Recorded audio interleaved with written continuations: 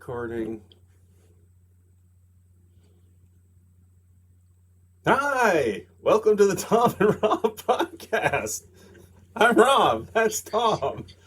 Hey, over there. Hi, everybody. Hi, everybody. Howdy, hi. Okay. So I was telling you in the pre-roll that Christmas was great. I had a peaceful, happy, loving Christmas. Then I got on I did too. I said, what's going on the web? And Elon was telling MAGA to F itself in the face because they were criticizing the H-1 visa program. H-1B visa. H-1B visa. Do you have any thoughts, Tom? Well, it's like you get in bed with dogs, you get fleas. Yeah, the fleas. And I mean, did they not see that he was an elitist? Everything that's important is what I care about, and they just didn't see that. I mean, yeah, we pleaded, he wants we tried, H-1B we cajoled. He gets cheap engineers, right? But the one that really got me, Rob, though, was Vivek Ramaswamy coming on and saying, well, you guys are all lazy and watching crap TV while us Asians are hitting the books doing and studying math and getting good at math. And and I went, oh, please do some more of that. More. That's what the MAGAs really like. To MAGAs be criticized by like a brown man who says art, he actually said it was a cultural problem. So they think they're culturally superior, right? And you're just telling them, no, you guys are a bunch of scrubs. We're the cultural superior people. Point that was reiterated through the election was like, MAGA doesn't like being talked down to. And exactly. That's the first thing Vivek Ramaswamy did. And both of them did it. Both of them did it. One right after the other. And one was thought, oh, I got to help Elon out. So let me get my big size 13s out and stick them right in my face. And then, how petty and prickly did he get instantaneously? De-checking people, taking away their funding sources, taking away their subscriptions. And then there's this whole thing where Laura Loomer got suspended. She got suspended. Yeah. And there's Mr. Free Speech. What do you call it? Free speech absolutist, extremist or whatever. Absolutist. Thank you. Unless you criticize me and then you're out the channel. There's apparently the whatever X has that's like a video chat room. I mean, no, audio chat, just audio. Oh yeah, what do they call that? Elon has a little sock puppet named Adrian Dittman that comes on there and talks. He had like a voice modulator, but he forgets and just talks like himself. And everyone in the world knows this is Elon Musk's voice.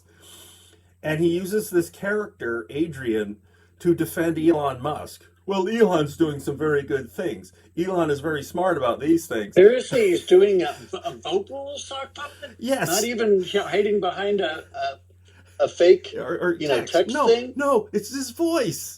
And you can see the people on there talking to him going, we know it's you, Elon. We know it's you. No, it is not me. And his weird accent that's only his. This is... Yeah. I can't stand it. It's like Trump being his own press secretary. Remember John Barron? I do remember He pretended to be John Barron, and he'd call up the press people and he said, Trump wants this, and Trump does this. And Trump is very popular with Madonna. And... what creeps me out a little is that he named his son Barron after his fake press secretary. Okay. Anyway, but, Musk has a kid named X, so he sure does. Yeah, how cool is it that the letter X is really cool? Not that cool. Yeah, after you're 12, no, not that cool. I was thinking about, among other things, about Elon. All of the really smart people I've met in my life are really funny. They have great senses of humor. They're quick. They're original. They're really funny and hilarious. And Elon Musk makes really dumb, stupid jokes. His sense of humor is really stupid. This is one of the things that tells me Elon Musk is not very sharp quicker and smart because his sense of humor is really lame, and he needs people to like, yes, yes, oh master, your dad jokes are funny. Um, God, But don't you think he's on the spectrum? And I do, sometimes but people that's on the weird. spectrum, they don't get it. They don't get nuance. They don't They don't get get subtlety, and you sarcasm. They need don't to get have that subtlety. Yes. to be funny. Although I've known some Spectrum people that were very funny. But the weird Yeah, thing is, like, yeah. most of the Maybe he's Spectrum just on the people I wrong part of the know, spectrum. most of the Spectrum people I know lean liberal, not all of them, and don't care, like, insanely about money and acquisition of, like, resources. That's part of why how they're on the spectrum. They're not, like, they don't have the Yeah, it's not usual, as important. it's not as important. So the fact that he's used his Asperger's for evil and acquisition is kind of curious to me because that's most of the geeky, nerdy people, and I'm sort of there too. I've got some kind of spectrum thing going on. Are not that way. Yeah, they just aren't. They make a good salary because they can program computer code. So Right, although right. this is the problem, Elon doesn't want to pay for the top dollar. There's so much engineering talent in this country. There's no shortage of it. That is a complete BS statement to say we got to get them from we got to get them from India because they will work like slaves for lower wages. That's it. That's what he wants. That's it. He wants people who don't mind him saying you got to put in an 18-hour day, Right. and I'm going to pay you this many dollars per hour, and you're going to love it. Or this He thing. calls that motivated. He calls that people really Super go crunch. getters. You got a super crunch. Or changing it so it's not 40 hours a week, it's 160 hours a month. So we can work you 120 hours one week and then just say, okay, goodbye. We're going to get a new worker in to do the next 120 hours. Durr. Okay. Anyway, but these MAGA people are waking up. The first thing they said is like, did we get hosed? Did we just get screwed? Is he saying the exact opposite of what we just voted for? Yes. Yep. We'll try and be gentle, but like, come on, guys. It was there Welcome the to day whole. one. Welcome to You've day got many one. You've got many days of this to come. Yes, and We tried to tell we you. tried to tell you. We tried. We're not feeling all that sympathetic, but okay, great. Yes, learn They're that. megalomaniacs. There's only one thing they care about. All of them.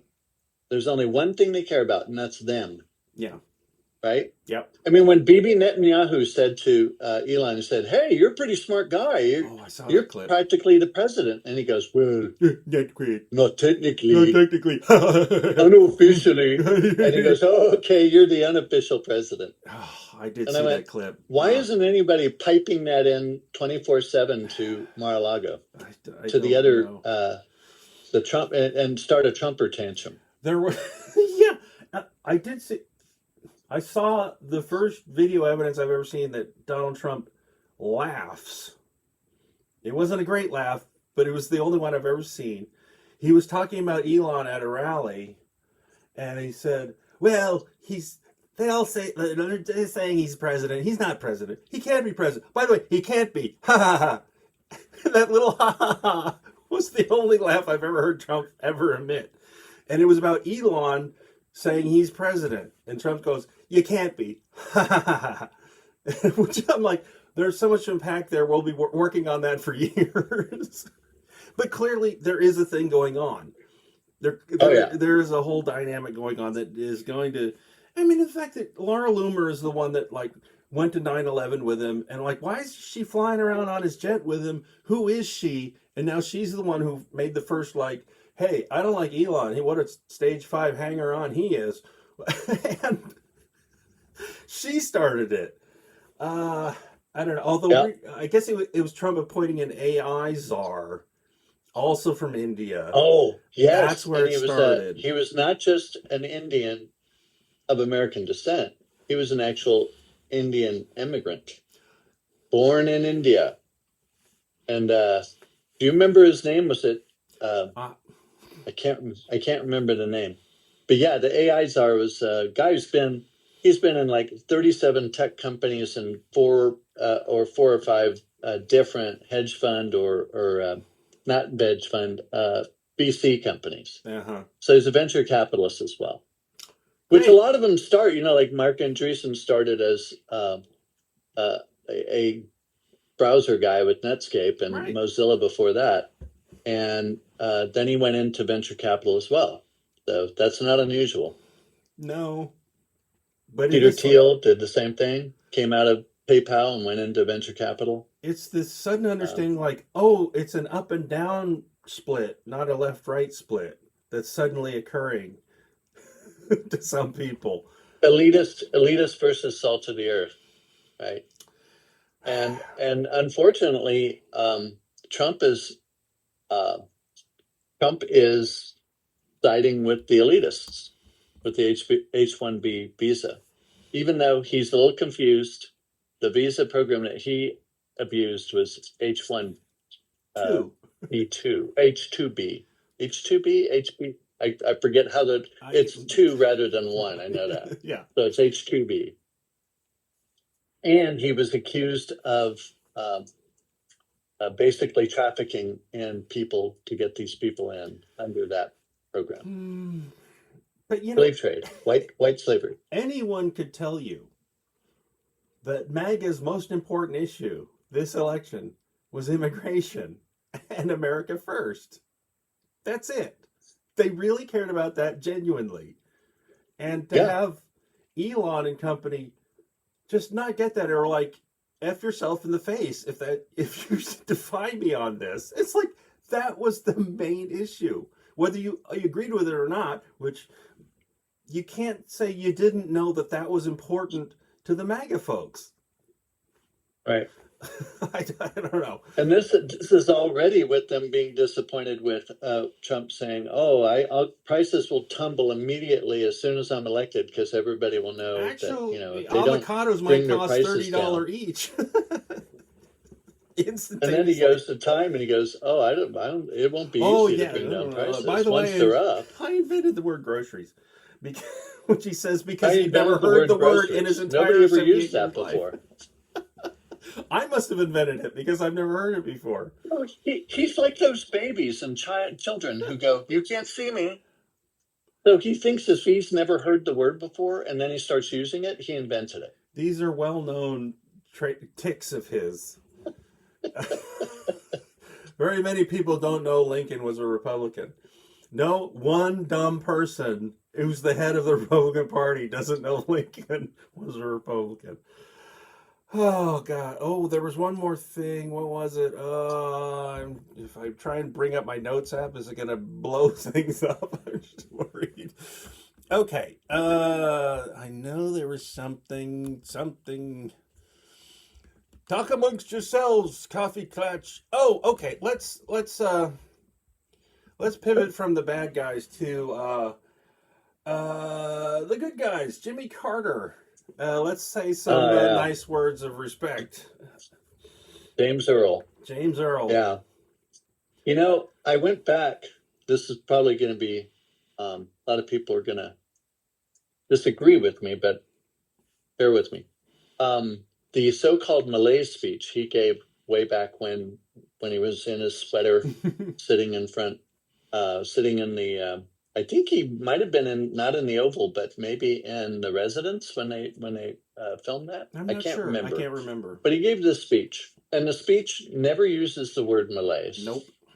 But I went back and I read it word for word, and I went, he was right. He was right. He was right. He was right. He was right. He was right. All the way down. All the things he warned us against. To become insular, to become only worried about your own problems instead of the problems of the society and how yours fit into those. He was warning that that will not bode well. That will not help things end well. And he was right on but you know what he did? He told the truth that we have problems and we need to roll up our sleeves and fix them. Right. And people didn't want to hear that. They wanted someone to just make all their problems go away. Whoosh. And hence the other guy. Yeah, I could do that. By deregulating, that's what we need. I had this thought today, like, and I think it was Olbermann mentioned it, because I'd been wondering, like, what is the bee in their britches about getting rid of the Department of Education? Why are they so on? And then he said Carter started it. I'm like, that single fact explains it. Carter started it. They've never liked it because of that reason. That explains that for all these years they haven't forgotten it. The think tanks keep it alive. Rick Perry, when he did his famous, "There's three things I want to cut: education." Oops. Right. It's still Carter started it. Reagan couldn't get rid of it because it was still a Democratic Congress for all of Reagan's term. Hugely. Yeah. And they still want to get rid of that thing that Carter started that they didn't want. I'm like, that explains everything. Okay, thank you. Finally, an answer for why they want that. It's a stupid reason. Yeah, it's true. But it is a stupid reason. But it was part of the Health, Education, and Welfare Department. Mm-hmm. And why I remember this, that I just remember that the secretary of that department's name was James Califano. And Califano and Jimmy wanted to beef up the education. He said we should have standards. We should have nationwide standards that will keep it local, but we'll support them with money and we'll keep standards high so that we excel. Because without education, we're going to fall behind. I mean, really controversial idea. So that's why he elevated it to be its own. Just like the Department of Energy was broken out because that was important. Department of Education, that's important. Thank you. And and then HEW had to be renamed Health and Human Services. So they've never forgiven any president that created something that didn't exist before. Also, right? this also reminded me, like, that's why Panama. That's why Trump's going on about Panama. It's another Carter He hates thing. Jimmy Carter, and I don't know what it is. I don't know. I mean, Trump was in his 20s starting to become himself when Carter was president. And he got all these ideas, and who knows what Fred Trump said every day about Carter. You can imagine. And it all went in there. Well, what he doesn't understand was when Speak Softly and Carry a Big Stick fellow went down there and got Panama to break off from Colombia and deal with him directly because Colombians didn't want to let him in there. He to avoid looking like a straight up imperialist, signed a lease with them. Right. He leased that land. Right. Well, guess what? What lease was coming up when Carter was president? And he's like, yeah, we'll honor that lease. That's it. It shows that you can deal honestly with the United States. Right. And you'll have a big boy to big boy relationship instead of big brother to little brother. Right. Relationship. And that was, that's controversial. How? When has the canal ever been used against us? Name one since 1979 when he made that deal. And the other thing is the communists are the communist Chinese are they've got all their soldiers there. No, dude, they have zero soldiers there. And in fact, the U.S. still maintains the same base that John McCain was born on.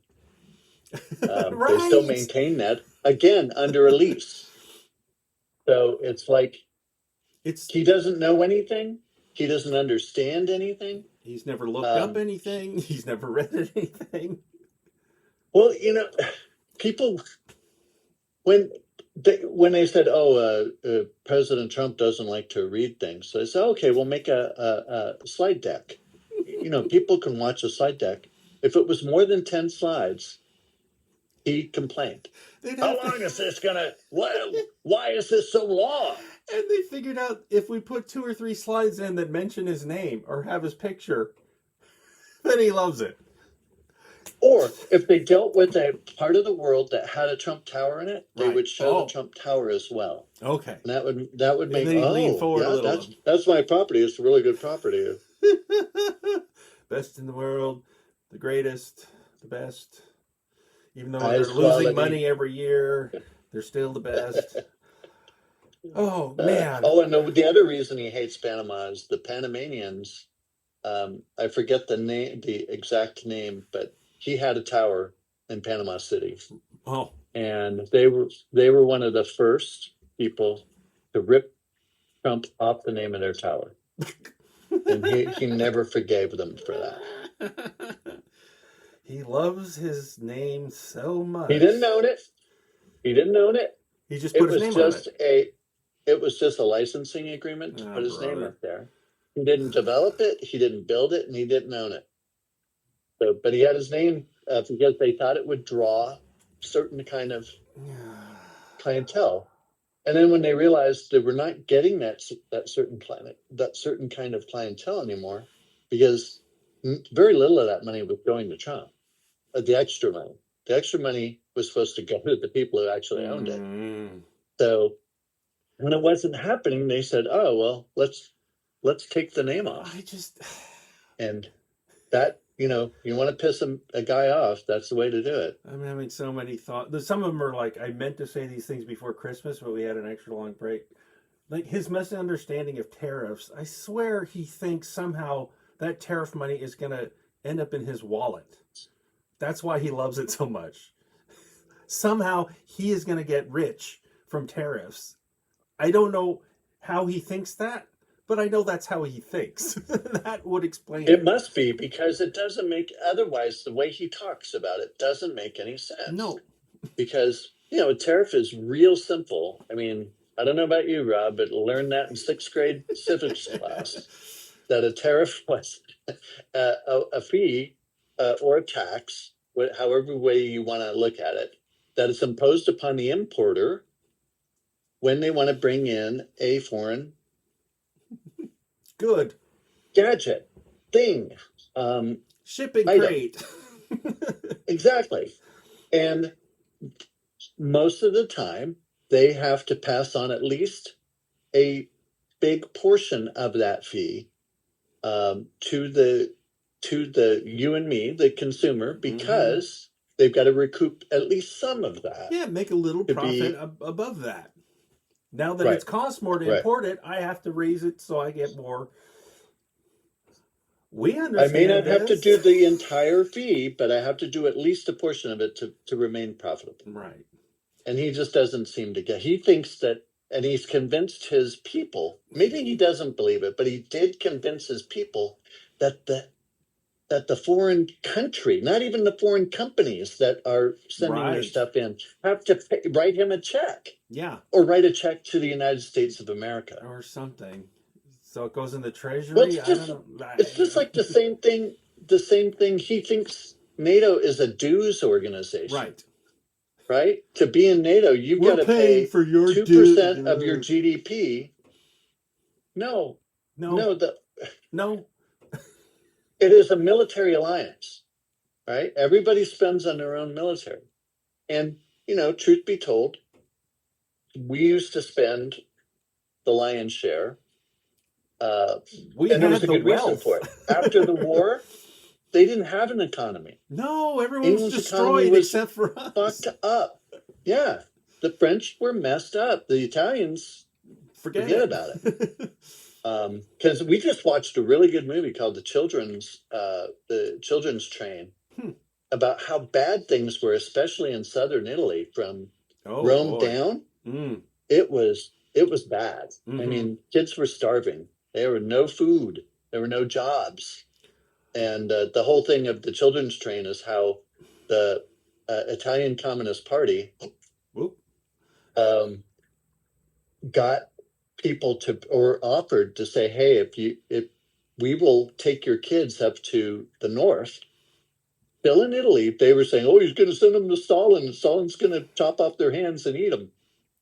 And sound like anybody we know? But anyway, they were just sending them up there to families who had a little bit more, Right. and could help these kids out because they lived on farms, and the farms are very profitable up there. They had cows. They had, you know, most of these kids lived in Naples or the streets of Rome. I mean, you couldn't you couldn't subsist there, Yeah. right? You had to have a job, and if there were no jobs, you starved. Right. So anyway, the long and short of it was that whole country was broken till, heck, maybe the early 50s. Later than that, even. Yeah. Even the Germans, they had a real hard time. They couldn't stand on their own 2 feet for a long time. Because, we all think of the Germans as being, roll up their sleeves and you pull themselves up by their bootstraps. But, you have to have boots to pull yourself up by your bootstraps. Oh, I should stop messing with the audio. Sorry. I'm like looking at the waveform. I just interrupted you. Now we're going to change topics. No, it's all right. We have to change topics. I was going to say that part of, that I was looking that up, Rob, because I thought, what an interesting phrase, pull yourself by your bootstraps, because literally you can't do it. Oh, if right. you're standing, it's like lifting yourself how can off you the pull ground? yourself up by your own shoes? Right. You can't do it. And that was originally the meaning. Oh yeah, we'll just pull ourselves up by our bootstraps. You're saying an impossibility. It was a negative thing, saying you're an idiot. You can't do that. But then people adopted it as pull yourselves up by your own bootstraps. I mean, the only way you can do that is if you're sitting and then you pull your leg, but your leg just ends up here. Or it's like a slapstick Chaplin or Keaton gag where you actually do it, but then you fall over. Speaking of impossible things that are dumb, so this Canada thing, we're going to make it the 51st state. What the hell is that nonsense? I can't begin to fathom what's in his brain. It sounds like an original thought. Like no one whispered this to him. He thought of it. It's that dumb. But what is that? You can't just like, hey, Canada, you're our state now. Oh, I did have a thought. He thinks they have oil, and we have to like negotiate with them as a country if they're a country for their oil. But if they're a state, we just have it. It's ours. I think it's as simple and dumb as that. It's also a way to diss Canada. They're basically saying, without us, you'd be nothing, right? We're your biggest trading partner, and without our market, you'd be nothing. So don't come crying to me about tariffs or whatever else I want to impose upon I guess. you. And so part of it's and if you tried the same, you notice he doesn't say that about Mexico anymore. Not quite. Because Claudia Scheinbaum just said, pretty tough cookie. Yeah, but she did it really politely too. She just said, there are no caravans. I don't know if you noticed, but there haven't been any caravans for over 4 years now. So, and then the MAGA people said, she agreed to cut off the caravans. And I went, no, what she said, there were no caravans to cut off. But anyway, it's just, I don't know. They're just in their own information space. They don't exist in our information space, which I like to call reality. Right. Well, they have their own. What's been surprising is I did drift. I didn't consciously do this, but I've been telling you about that. Like a lot of other people, I drifted away from MSNBC and mainstream everything after the election, partly demoralized. But I found a whole bunch of other voices on YouTube and stuff, and they're all talking about this all the time. For example, the Elon MAGA war, it's like, oh, this is big news every day. And I went, I peeked at mainstream media to see confirmation of this is nothing. They're not, it doesn't exist. And I'm like, this is a big thing happening. This will affect our lives, how this shakes out. And I'm like, ooh, I don't want to go down a rabbit hole of my own on the left or something like that, become radicalized. But like, this is really interesting that I've drifted away from mainstream media and found another source of voices that are agreeing. Like, yes, there's important stuff going on. It's in social media, some of it, but some of it is just us all agreeing with each other, our take on the world, and it's very similar.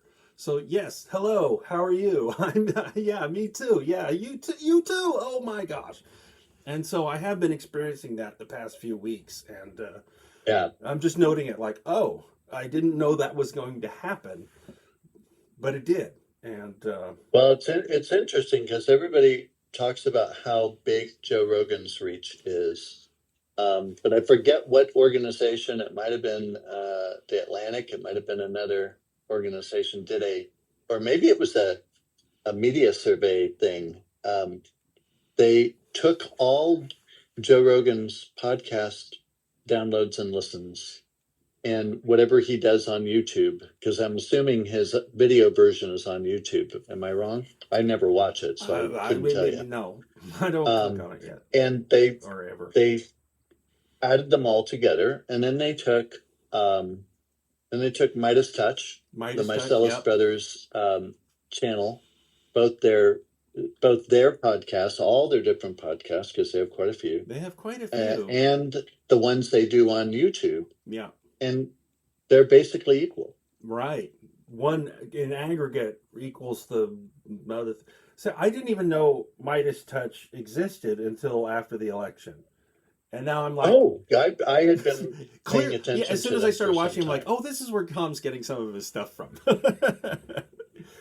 There's also that's probably where I was getting these two ladies in Oklahoma City, just chatting like this, like friends, and then they turned it into a video operation. Now they have a swanky looking studio; it's very sharp, and they just bitch about things. And from a liberal perspective, it's called "I've Had It." They've gotten fairly famous. I've had it. Yeah. And they're both in their early 50s, so I'm like, oh, this is. It seems like, yeah, I could hang out with these. So they're around your age. They're about my age, and they live in the middle of reddest Oklahoma, but they're like, yeah, we've almost seen all this red state stuff. Are they closer to Oak City or Tulsa? I think they're in Oklahoma City. Okay, but they were just they never bought into any of the stuff that was around them. They've been outsiders the whole time, and now they're like, oh, well, let's just. I've had it. I'm going to share my opinion. And like they found a willing audience going, oh, hi, you guys are funny and catty, and you know. So yeah, it's been a whole new. Well, there's a lot of people. Like you said, Rob, the media that you would expect to hold these people to account is not doing it. He's not doing it. So people are hungry for someone who will tell them what's really happening and back it up with actual information. Yeah. Oh, here's a link. Here's a photo. Here's the article. And they do that a lot. Yeah. Yeah. So they do it because they don't want to be the other side. They don't want to be team propaganda. They want to be team no, here's what's really happening, and you need to know it because this could be really bad if they slide it by us in the dark of night. In the dark of night. So, okay. Are they sometimes, preaching to the choir? Yeah. And I think they admit it too. And you have to hold yourself to account, like how much of this. Because sometimes I'm listening to it and I go, okay, I allow myself an eye roll. You're swallowing your own, because you're swallowing your own self-importance there. But usually after I feel that way, they then correct themselves as well. It takes a while, but yeah. So I think, well, they're trying to be reasonable. Yeah. And they're trying to listen to all folks who are still in the real world. And it's interesting. There's a couple of older fellas, and there's a couple of like 20-year-olds that are just like following this stuff and right on it, and have that young energy about it too. They just like Brian Tyler Cohen, common sense. Yeah, even younger than him. I up? don't know all their names, and I'm not subscribing to everybody. I'm watching them. YouTube will note that I watched it. But I don't necessarily like and subscribe everything, because otherwise I will see nothing else. and I like to keep that balanced diet in my YouTube channels. Okay, we're going to pivot because we've been talking for a half an hour already. Wow. For those of you new to our channel, Tom and I also talk about movies because both of us have directed a feature film in our life. Not a big one. You wouldn't have heard of either of them. I don't know. There might be a lot of Inflagrante fans out there that I don't know about. And Tom is still a professional working actor. Isn't that right, Tom? I am. I do work. I do get paid occasionally. I do not, but I still like movies. And it was a thing, like, we've been trying as a family to, like, go to a movie, like, on Christmas, partly so that, like, at an Alamo, it's a meal also that no one has to prepare. Right. But this year, we're like, we started a discussion, 5 weeks ahead of time, and it's like, what movie are we going to see? And it's like, I don't know. What the hell movie can we see? And last year, we, like, kind of got down to the dregs and, like, agreed to go see Aquaman 2 because, like, my niece, who's the pickiest one, said, yeah, I'll see that. And we were all like, okay.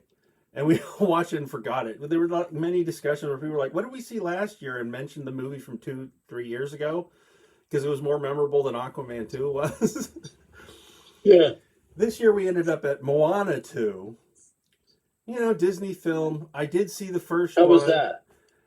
Because I've seen the first one. I liked it. Yes, and it was okay, but I'm sitting there kind of bored, and my thoughts are going. I'm like, they're spending a lot of time recapping. But even with the recapping, I'm not really remembering the first one all that well. And it's weird how Maui Magic fish hook. Not in the movie for most of it, and then finally he comes in and like, is this woman a villain? No, we forgot about her. She's out of the movie again, and then comes back in the credits and like, maybe there will be something in Moana 3. I'm like, Moana 3? You're already planning? And so I had all these thoughts, and then as we were driving home, I was talking with my nephew, who's 16. And this is actually, this might have something to do with why I became a filmmaker and a film commentator, is that we'd go see the movies as a family, and my dad and I would, like, deconstruct the movie we just saw. Whether we might have liked it, we might have not liked it, but we'd, like, pick it apart. How about this? What about this dangling thread? What about that? And we did that from when I was a kid. And so suddenly, my nephew is, like, doing this now. Where he's like, let me tell you what I thought.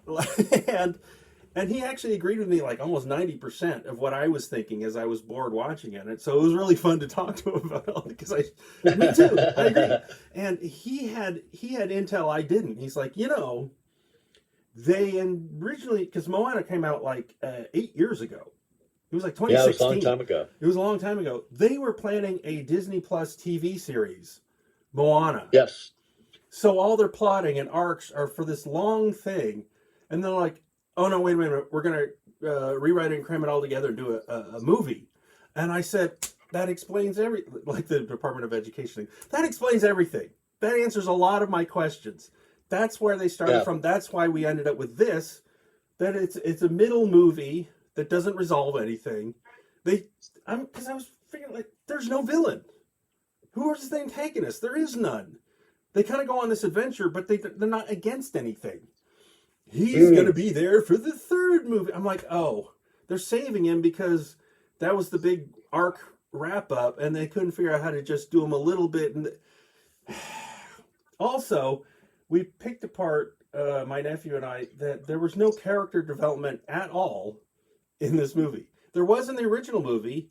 Moana was started as a baby, grew up. Maui started as a demigod and then had to learn some things and grow a little because he met Moana. All this kind of thing. Normal stuff. Disney is supposed to be almost 100 years good at doing storytelling. The basic... Yeah. And Moana 2 had no character development, even though it had like 8 characters in it. Moana doesn't grow and change. Maui doesn't grow and change. They introduce all these side characters. They don't grow and change. They're like introduced with a kind of a one-note thing that they are, and they stay that. They're that at the end of the movie. And I'm like, that's really weird.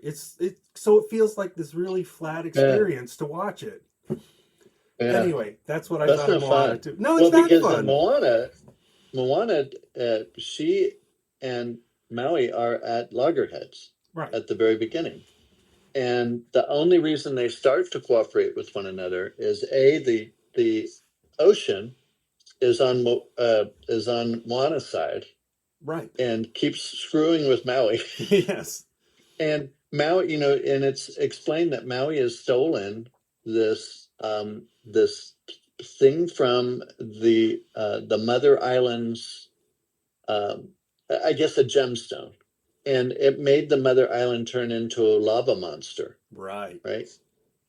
And so they have to kind of restore that balance to get the lava monster to be the gentle island again. Because, in Polynesian culture, it makes sense. If you're going from island to island, from hotspot to hotspot, you've got volcanic islands are incredibly rich, and you can, because the soil's really good, but it's not so good while you're there during the lava flows. No. So, and it was interesting because they had the two things. They had the red jungle fowl, which we all looked at and said, "Oh, that's a chicken." But if I looked at the color really closely, at the coloration on the chicken, because I'm into chickens. Yes, I'm a bird nerd, folks, and I keep chickens. He owns chickens, so. Chickens. The chickens that we know and love came from an animal called the red jungle fowl. Oh, which is found in Indonesia and Malaysia and all in that Southeast Asian area. Interesting. Very important animal for Polynesians. Okay, so you'll look in their cuisine. There are two important things in their cuisine: chickens, pigs. Yes. And so there is a pig character in the first movie, and there is a chicken character, and the chicken is incredibly dumb. He's not a chicken. He's actually a red jungle fowl. He's a little rooster. Right. And you say, why is that rooster so small? I said, because red jungle fowl actually were smaller animals. It was us. Well, I don't know if it was us, but it was human beings over time that bred them to become factory farm, big breasted tasty things. big tasty animals. Yes. Yeah. And just a little side note is I have a great app called Merlin from Cornell Ornithology Department. Oh. And it has a bird ID thing for sound. And I thought, just for fun, I want to hear it because I do have a rooster, and I want to hear what it tells me it is. And a lot of times it ignores it. I'm hearing a bird, but it doesn't tell me what the bird is. One time, he crowed in such a way that it said red jungle fowl. So it identified him as his ancestor. And I thought, very interesting. So I went to their site, or I went to their sounds that people had collected. The hens, they sound just like our hens. Aww. They go.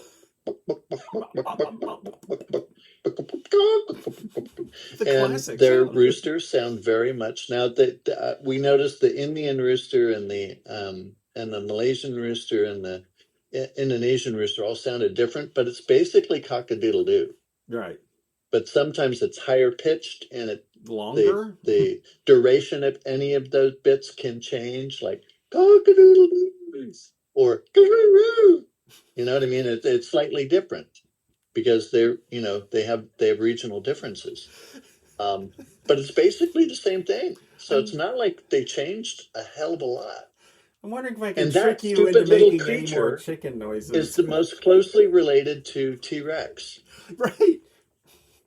Isn't that funny? I mean, that goofy little jungle fowl about yay big is closely related to T-Rex.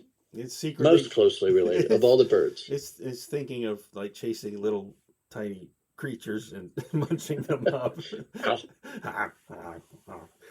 I can't catch you with my arms, but I can bite you. Let me see if I have any last notes left. If you wrap this up. Oh, Zaslav Ivik Sesame Street. That's a good thing to do. Oh, yeah. What the hell's up with that? Because he's a monster also. I don't know. But not like a Grover monster, like a real life monster. Don't like Sesame not Street like like a friendly furry monster. Oh, this is kind of this is probably a cheap shot. There was like Vivek and Elon went to the Capitol building, and Vivek had a little X2AE ligature on his shoulders, and I had the thought, and I thought, oh, I'm a bad person for having the thought. And then someone else had the thought, and I'm like, okay, it's not just me. Of He's worried about someone taking a swipe at him, so he brings his boy with him. And it also reminded me of the Dead Zone, where Martin Sheen, he's this captivating politician, and then when there's one bit of Right. trouble, he holds a baby up in front of him. Someone else had a different example, but the same idea. Like, it's obvious he's bringing some protection. Like, no one will like throw an egg at him if he's got his son with him. I don't know. It's a cheap shot, but it did occur to me in my brain. I wouldn't put it past that. I'll tell you what, those people are the lowest of the low. If there's a low thought, they're thinking it. No. Seriously. Anyway. Okay. Well, yeah, that's all my notes. It's a 45-minute episode is not a bad length for an episode, in fact. And that's about what we've done. It flew by, Rob. It flew by. We did the normal thing. I hope it says it's recorded our faces too. Now, we were supposed to both have a name tag. It was supposed to say Tom under you and Rob under me, but your thing was sized bigger than I expected. And I didn't get a chance to resize it because I thought it would like mess it up. Oh, right. So you have no name tag, and I do. But we have a lovely background animation that I'm working on. Oh, nice. It's funny because it started with like a screen capture of a bit of the Deer Hunter when I was trying to do just that video. And then I decided to put a star field on top of it.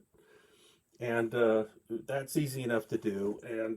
And I like the way it looks. It's kind of a spacey look. I don't know why. It's because we're beyond time and space here, even though we're talking about very specific December 30th, 2024 things tonight. I do recommend people see the children's train Italian film. You'll have to watch subtitles, or it's on Netflix. So It's on Netflix. It probably has an English dub. And it's really good. I found, yeah, I don't, because I know. And their 100 Years of Solitude series they're doing is the Gabriel Garcia Marquez. It's very good. Okay.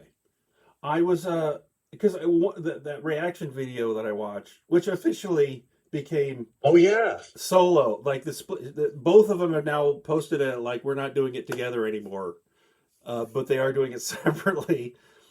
I mean, she's doing Stranger Things. Can you tell me the woman gets everybody to watch her and the poor dude has nobody watching him? He's watching Yellowstone, she's watching Stranger Things in the Marvel universe, so she's going to be more popular. But I think like my personal take was, yeah, I'd follow her first. I'm sorry, dude.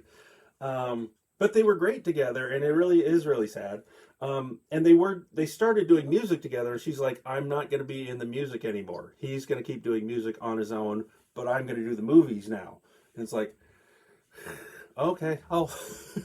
So it's sad. So that really happened. But she's doing Stranger Things. I'm like, that's on Netflix. And I made several tries, and even if you bring it up in a browser window, and then you try and do a screen capture, it goes black. There's like built-in. Oh, wow. Cannot get Netflix, cannot get Prime Video. These channels will not let you screen capture it. They know about it. So I'm like, how is she doing it? I don't know. There might be third party. You're gonna have to send her. You're gonna have to send her a message. Send her a message. How are you doing this? Hey, big fan. How do you steal Netflix?